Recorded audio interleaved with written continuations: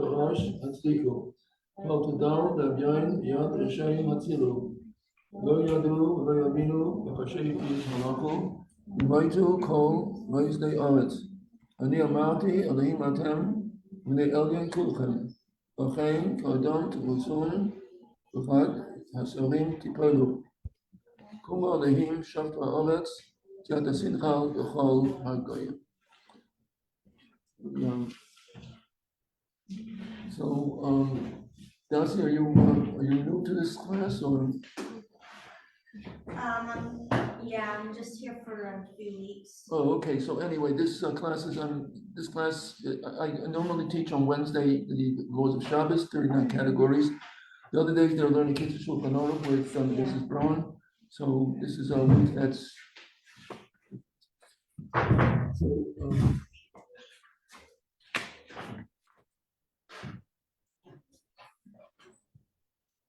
So we have two malachas that deal with the same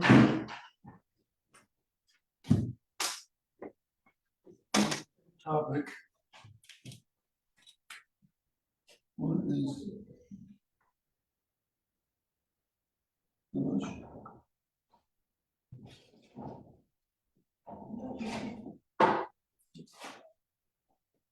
which is threshing. That's the topic we're learning now. Then we have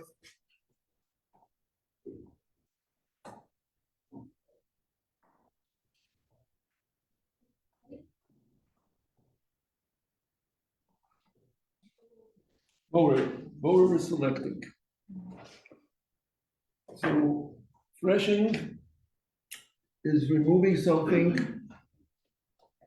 from an enclosed shell whose normal way of use is it's a part of the process. You take off the shell and then you process it and put it in storage. The time that you take off the shell, it's not meant to be eaten right away. So the malacha of dash applies to those type of fruits and vegetables.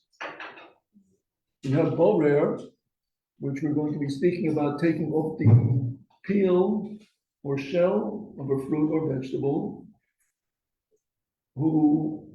this type of shell, we want to have it to keep the fruit or vegetable fresh. It's not the same as the shell of the seeds, vegetables, whatever it is, that is dash, because there, we take off, the shell is not needed to preserve the fruit and keep it fresh. It's removed because that's the process of how you are going to produce this grain. So therefore, when it comes to a grain, it's not meant to be peeled and eaten at the table. It's meant to be, the shell is meant to be taken off, then it's going to be cleaned, then it's going to be put into storage. When it's ready to be made into flour, then it's going to be taken out of storage, and that's when it's going to be processed. So that is the type of grain that we're speaking about. Then we have a second one that's going to go in another category that we're going to be learning about later, and that is those fruits and vegetables that we do want the shell and peel to be there, because that's going to keep it fresh.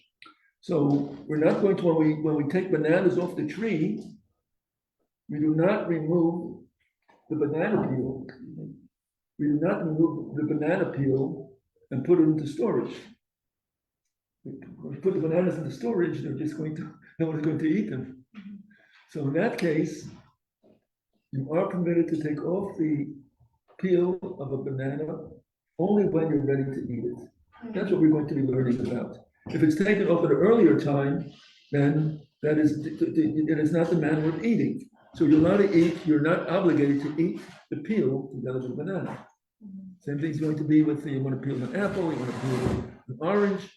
So the normal way is you keep the peel on until you're ready to eat the orange, and then you take the peel off. So therefore, it is permitted, those items that are included in borer, you're allowed to remove the shell or peel when you're ready to eat it. If you do it at an earlier time, that's called processing, and that cannot be done. You are permitted to eat in a normal fashion. So we're not going to be speaking about the second category. We're now going to speak about the first category, which is disha, threshing, dosh. So we have particularly, we're speaking about the grains, we're speaking about the legumes that are separated from their husk, and they're going to be put into storage. So normally it would be done with, let's say we have the peas. So the way it was done is, unless you're having fresh peas, that would be one thing, but generally the peas were dried out.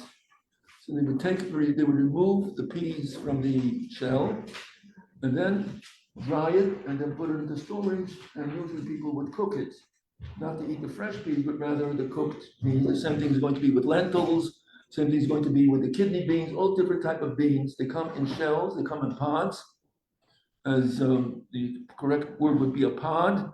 They're in a pod, and when the farmer harvests these beans, he removes it from the pod, then puts it into storage until it's ready to go to the next step. Doing these things is a malacha. This is a Torah prohibition because it's not in the matter of eating, it's in the matter of processing and storing the different fruits and vegetables. So therefore, this is the malacha of disha and dosh.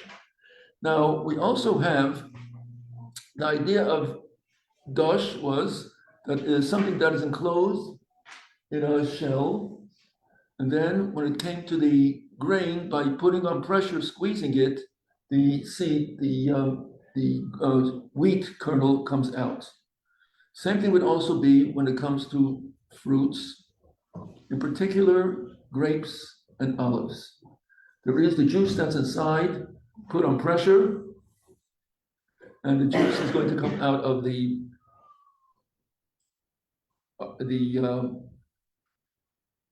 two were the olives and the grapes. Now, halachically, those are the two only items that their juice is considered a separate entity from the fruit itself. So we have a grape, and from the grape comes a juice that we call wine. So normally the grape was used for wine, and therefore the juice of a grape is independent from the fruit itself. Fruit is a grape, and the juice is a wine. The same is also going to be with the olives. We have an olive that is a fruit. Squeezing the olive, we're going to get olive oil. So the oil is a separate identity from the olive. You have an olive, and you have the olive oil. Those are the only two fruits that their liquid is considered completely separate from the fruit itself, and therefore extracting the juice of a grape or an olive is a malacha that goes into this category of disha. So we are extracting a liquid from a solid, and this liquid has its own identity, which is called wine or olive oil. What about the juice of an orange? So we consider that halachically an extension of the orange itself. It's in its solid form, and then you mush it, so it's a mushed orange. It happens to be you could drink this mushed orange, but halachically, I'm just trying to sort of visualize it. It's just an orange in another form. So what is it? The orange juice is an orange. Does not have its own identity as orange juice. But we said that we can have like separating the seeds, right? What? From the orange juice. That's a separate. That's going to be borer. We go that. That's the other malach. That's borer, taking out what you don't want from something. That's one. That's another category. That's not what we're talking about now. Right now we're speaking about what about squeezing the grape and squeezing an orange. So could you cut grapes? Yes. Yeah, if you use it as a food, it's a food. It's only That's what extract juice from. if it comes. So let me give you another example of something that you're speaking about cutting something. I'll speak about a grapefruit, eating grapefruit, and bring that back to what you're talking about. But just let me just identify what halachic, our halachic parameter is. So grapes and olives, extracting their juice on Shabbos is a Torah prohibition. It goes into this category. Extracting the juice of all other fruits and vegetables, Torah perspective, a Torah transgression was not done because it's only another form of the same fruit itself. So when you squeeze a tomato, you have the juice of a tomato, it's a squashed tomato. You squeeze an orange, it's a squashed orange. You squeeze all the other fruits and vegetables, they are squashed, so it's the same thing. However, to us, we see no difference. If I say, when we squeeze an orange and we get orange juice, we call that orange juice. We don't call that a squashed orange. We don't call it a pureed orange. We call it an orange juice. So as far as our mentality is concerned, we do not differentiate between grape juice, taking a fresh cluster of grapes and squeezing them and making grape juice, and taking an orange and squeezing the orange and making orange juice. To the average person, grape juice and orange juice are both the same. From a Torah perspective, this is a Torah prohibition, and this is not. So the Rabbanon made a safeguard that any fruits and vegetables that are normally squeezed for their juice, we put in the same category that you're not allowed to do that on Shabbos and Yom Tov. Why? Because to us, orange juice and grape juice are the same. If we're going to be accustomed to make a fresh glass of orange juice on Shabbos, then it might lead to making a fresh glass of grape juice on Shabbos, where we would not differentiate between the two. Therefore, halachically, you're not allowed to squeeze any fruits and vegetables for their juice as a drinking objective. What about for a salad? So now we're going to so the Rabbanon only made their restriction and safeguard when you actually use it as a liquid. However, halachically, it's another form of food. So let's take the conventional lemon. Lemon juice is a juice. However, halachically, the lemon juice is another extension of the lemon. It's a food. So lemon is a food, and the juice is a food, as long as we treat it as a food. How do we treat it as a food? If you put it into another food, then it's still a food. So therefore, putting lemon into salad would go into the category that you're not having salad with lemon juice, you're having a salad that is being flavored. What kind of flavor? It's getting lemon flavor. And therefore, you have to treat it as a food. The only way a lemon could be used as a food if it goes directly into the food that it's going to flavor. So let's take the salad. So we want to get from the lemon, we want to get it into the salad. How do we do it? We squeeze the lemon over the salad directly. Oh, so you couldn't squeeze it. So now what you cannot do is you cannot take a spoon, squeeze a little into the spoon and then go there, or squeeze it into a glass and then pour it into the salad. If you want to have the juice beforehand, you would do it before Shabbos, or you have the already concentrated lemon juice. But if you want to do it directly from the lemon itself, it has to be, it cannot go into your spoon, not into a cup, and not into your hand, where you're going to be trying to catch the seeds before they go into the salad. Then you're selecting.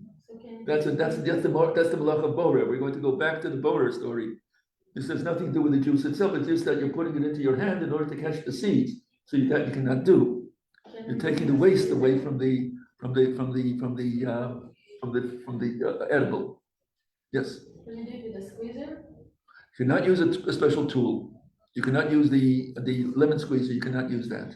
It has to be done directly, not as a production, but rather flavoring your. So you cannot use the lemon press, but you can have to do directly in. So Making like a dressing, huh? for example, I already have like mustard and honey, and I Yep. wanna add to that. So if it is if it's in a liquid state, you cannot, because then it's a part of a liquid, you're using it as a liquid in the liquid state. If they are solid, in other words, if it's, let's say it's a mayonnaise with horseradish, that would make it more of a, give it body. If it has body to it, you could add the lemon juice.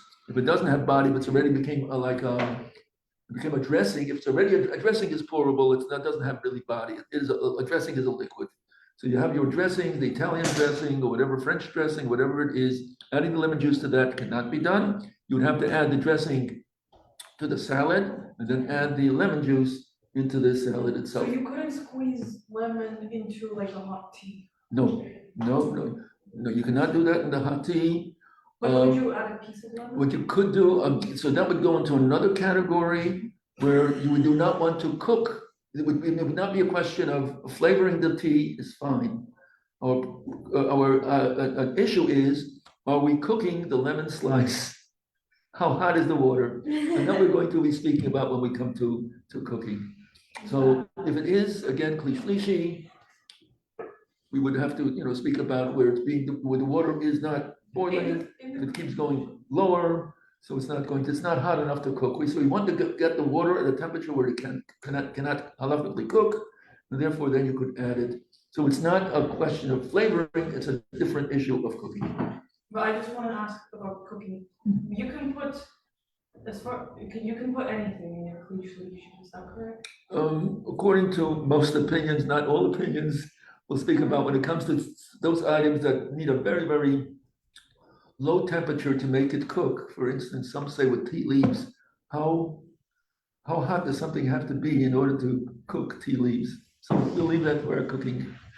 So, but again, the general rule that we go by is klishlishi is fine. That's the general rule. In other communities, they're more strict about it. They go according to the actual temperature of the water, and then we'll have a list when it comes to cooking. What are the different temperatures that we have? How hot is something that we drink? How hot is something that we bathe? Just to have an idea of what these temperatures mean to us. But that's left for cooking. So back again to here, where we have it flavored. So lemon is usually used for flavoring. So we have that to add to a salad. Also, when they have the salmon fish, some people like to add the lemon flavoring to the salmon, and that also would be permissible on Shabbos to squeeze the lemon directly over the salmon, and not with any intermediaries, no spoons, no cups, and no hands. So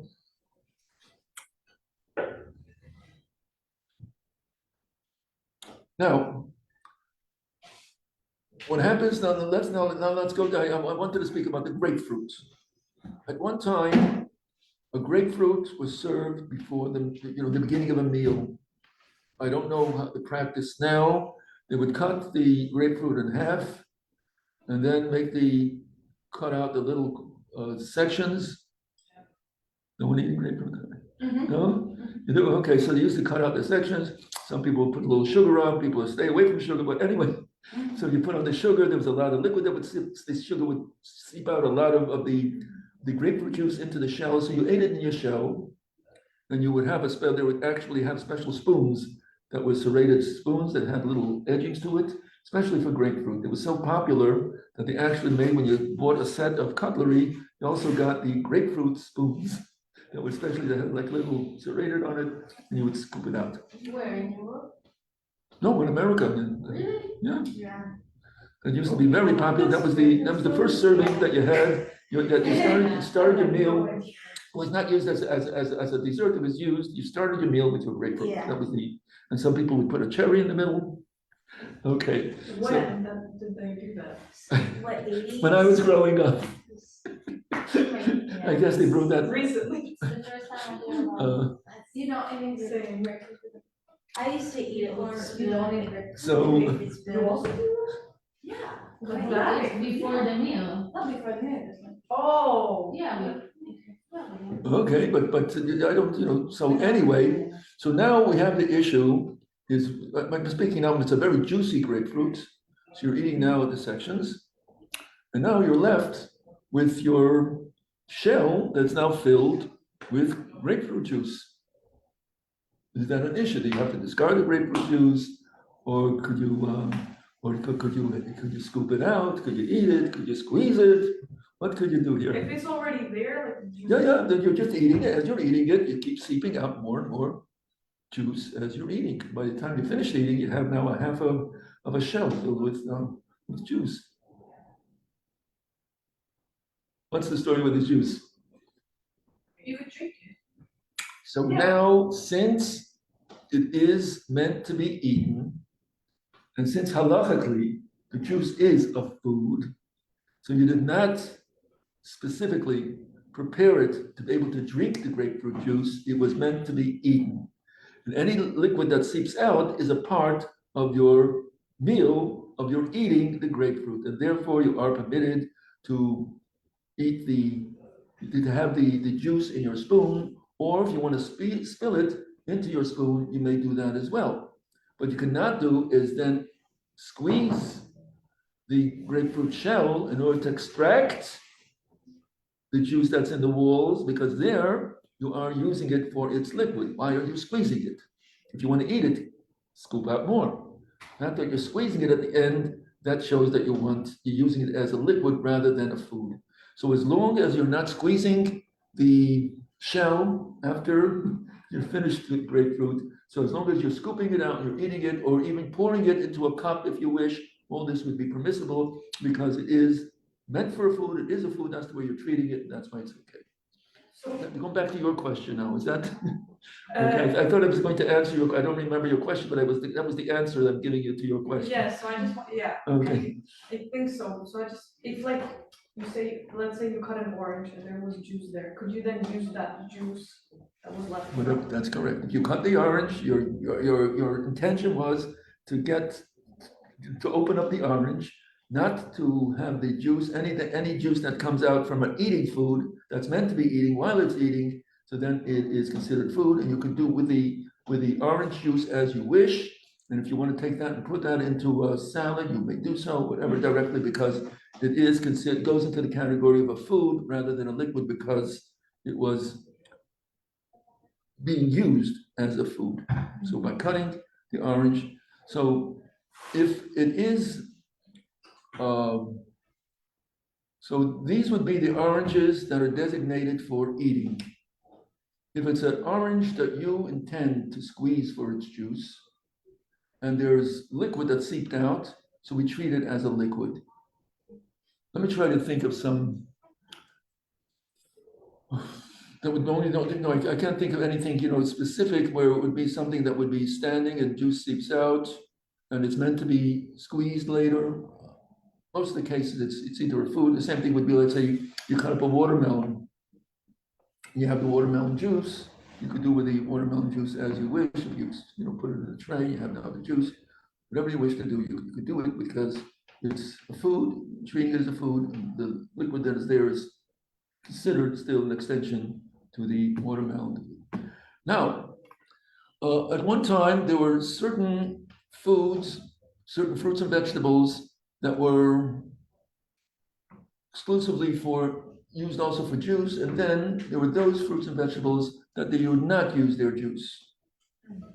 What would be an example nowadays? Now it became everything. You'll have celery juice, and you'll have, is there any cucumber juice?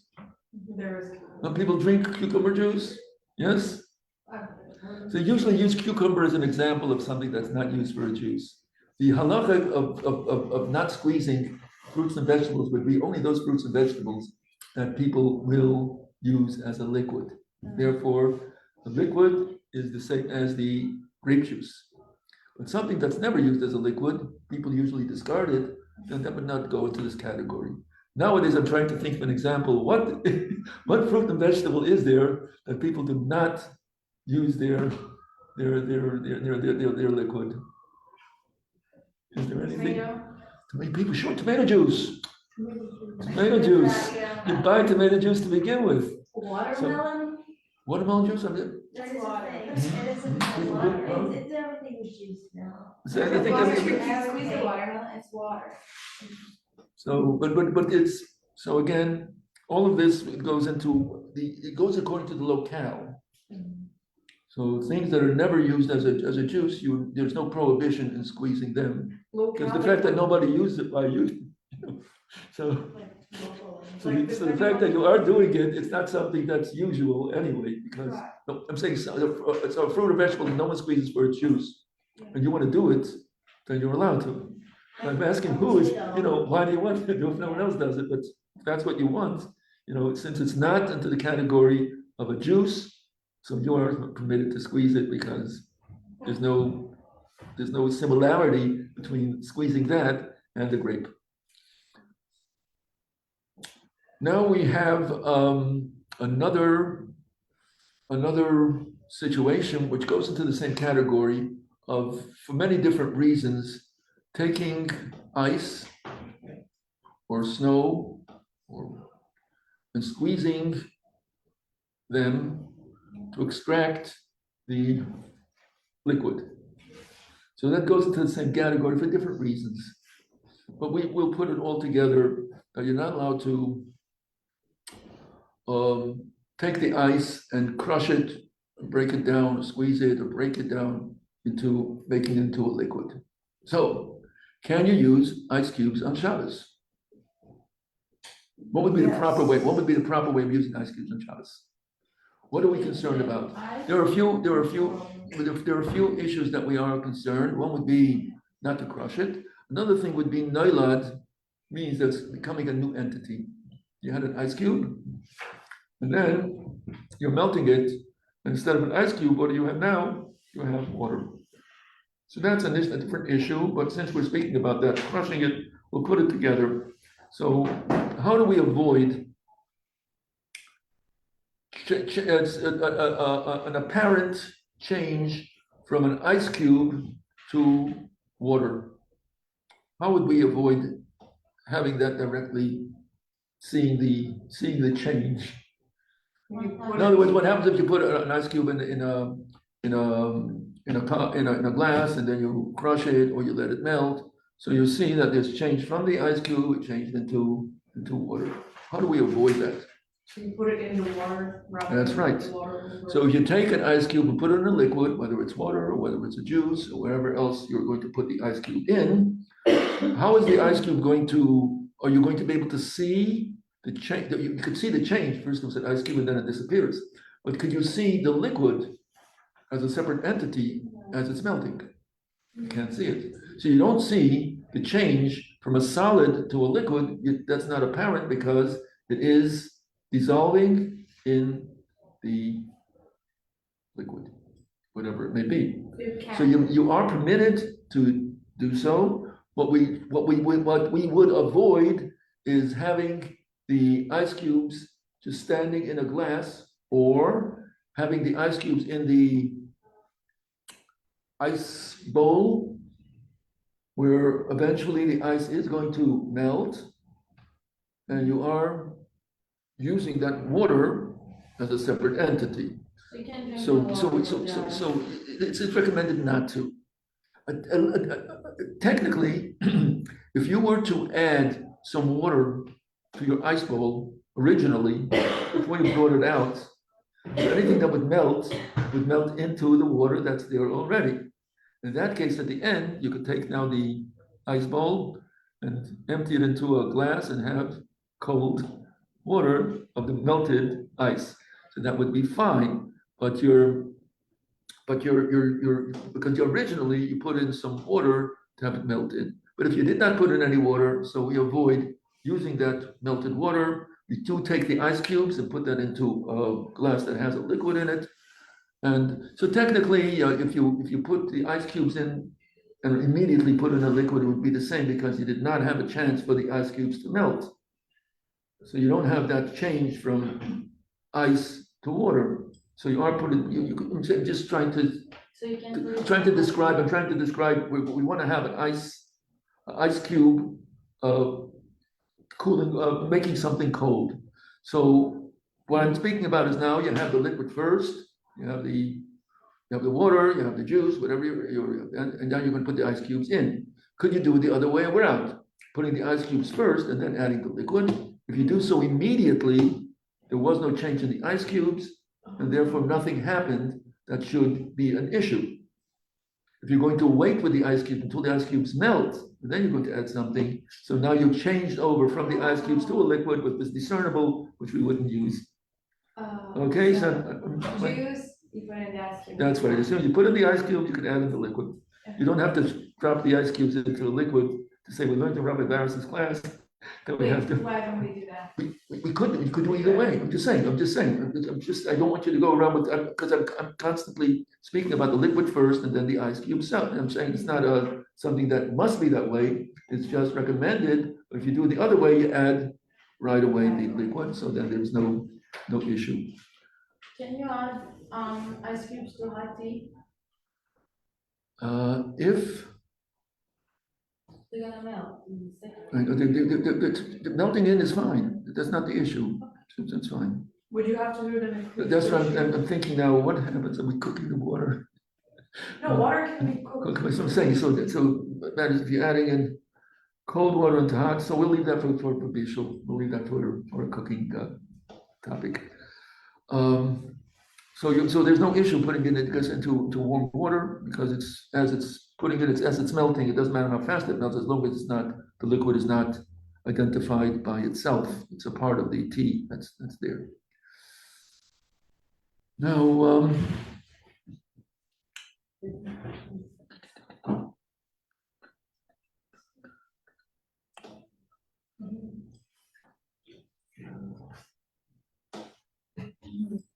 let's see what we have.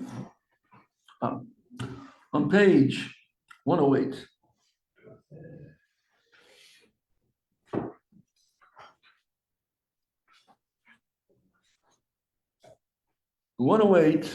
We have a juicy pickle. It was a pickle that was in the liquid, and it's very, very juicy. As soon as you cut it, all the juice is going to come out. You want to have a sort of a liquid-free pickle. Are you allowed to squeeze the pickle to extract the pickle juice?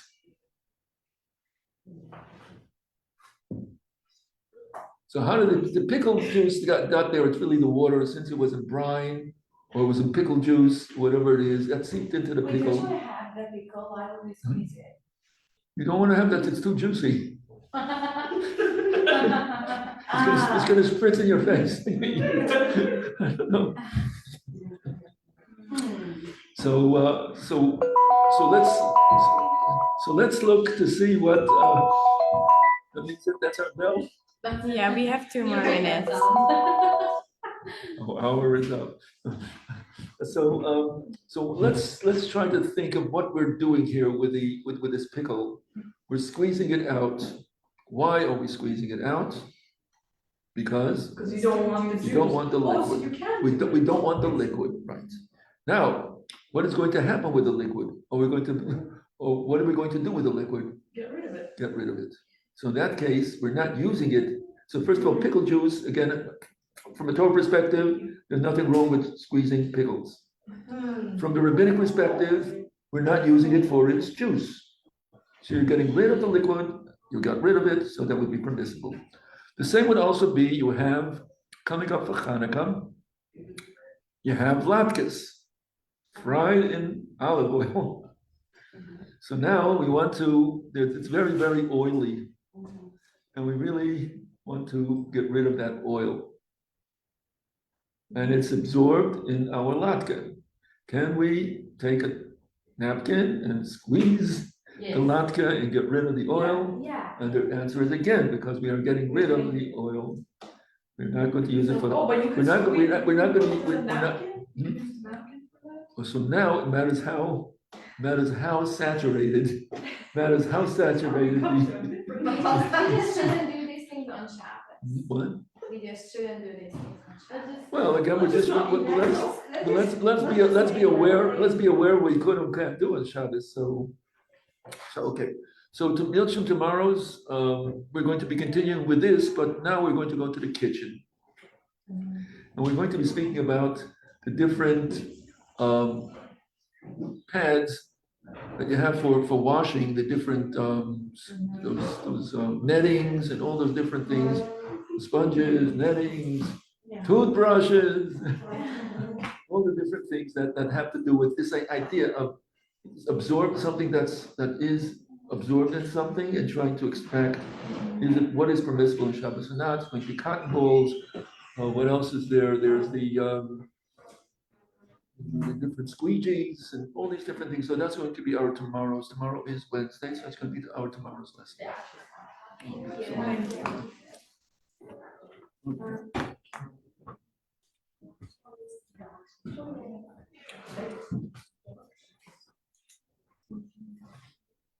So Darcy, where are you from?